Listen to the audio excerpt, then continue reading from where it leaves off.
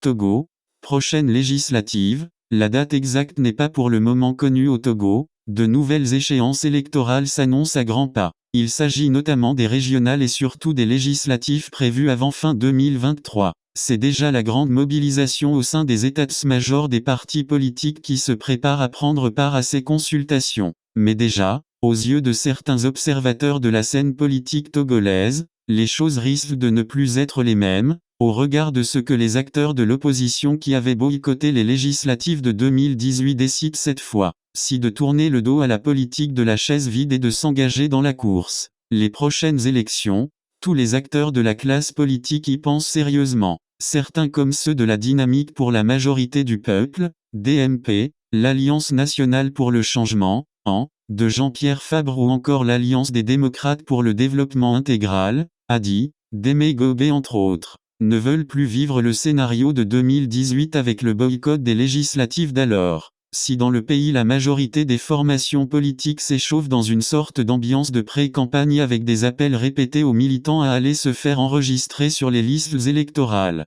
l'enjeu pour l'opposition est de signer son grand retour dans le débat démocratique du pays avec au passage, le maximum de sièges à l'Assemblée nationale. Cette course contre le parti au pouvoir Union pour la République, UNIR, qui sans surprise avait remporté haut les mains les législatives de 2028 avec 59 sièges sur les 91 disponibles, passe également par la capacité de l'opposition à bien s'organiser et savoir se mettre ensemble, d'autant plus qu'à l'analyse, l'on pourrait se rendre compte que certaines défaites de l'opposition viennent également de ses propres erreurs. Ce souhait de l'union de l'opposition pourra-t-il se réaliser dans un système où chacun fait ses calculs partisans? L'avenir nous le dira. Dans ces prochaines législatives, certains partis de l'opposition parlementaire comme le Nouvel Engagement Togolais, NET, de Djerita Ama, l'Union des Forces du Changement, UFC, de Gilles-Christ Olympio qui n'a toujours pas tenu son congrès en prélude aux élections, le Mouvement des Républicains Centristes,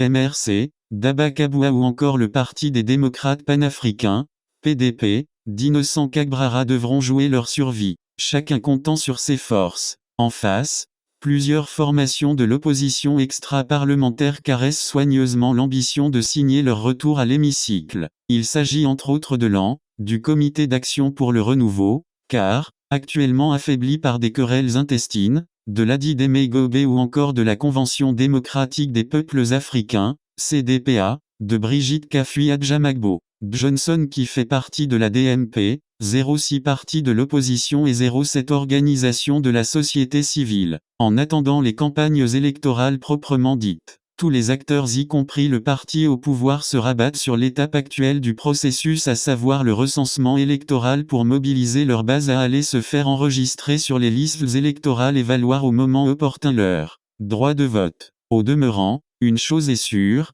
ces consultations électorales seront âprement discutées, même si la date exacte n'est pas pour le moment connue. Gazelle Info.